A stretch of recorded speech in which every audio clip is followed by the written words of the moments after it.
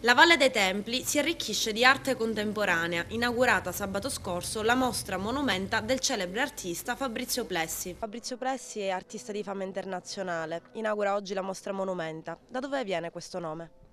Monumenta diventa proprio un nome dalla monumentalità di questo progetto.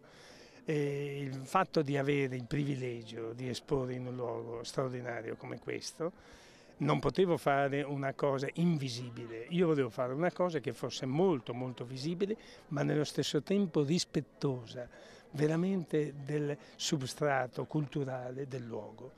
E soprattutto è un progetto inedito, cioè non ho messo le mie sculture sparse per la Valle dei Templi, ho creato una grande installazione, una grande cosa appositamente per questo luogo.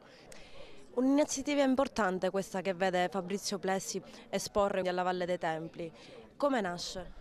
Nasce dal mio forte desiderio di attrarre in Sicilia, dove ho avuto il privilegio di nascere, tutto ciò che di bello c'è nel nostro paese e che molto spesso non conosce la nostra terra. Tra questo rapporto è nata la possibilità di dimostrare che l'arte non ha confini, quella che io considero l'energia pulita, l'unico strumento che abbiamo nel nostro paese per cambiarlo in meglio, e mi ha permesso di dire ad un uomo della sua dimensione professionale e culturale di darmi una testimonianza in questa valle così importante, così grandiosa, e la risposta è stata positiva e sono certo che la mostra avrà lo stesso successo di quella che l'ha preceduta. Dal 2012 e per 3 anni di seguito la Valle diventa contenitore per l'arte contemporanea, un colloquio tra il patrimonio monumentale dei templi e la videoarte, 9 torri che collegano idealmente il Tempio di Giunone a quello della Concordia. Un'altra iniziativa che ha al centro l'arte è l'arte alla Valle dei Templi. Quest'anno avete deciso di continuare ad esporre qui, come mai? Qui non ci sono risposte da dare, è uno dei luoghi più belli del mondo, credo che qualsiasi artista e qualsiasi operatore nel mondo dell'arte desideri un giorno essere presente in questo posto dove si respira arte e c'è un'atmosfera unica, direi. Le torri ricordano 9 grandi obelischi e si fondono nell'arcaico paesaggio, ma sono come delle scatole magiche, è solo infatti attraverso il passaggio al loro interno che lo spettatore coglierà la portata innovativa di queste strutture.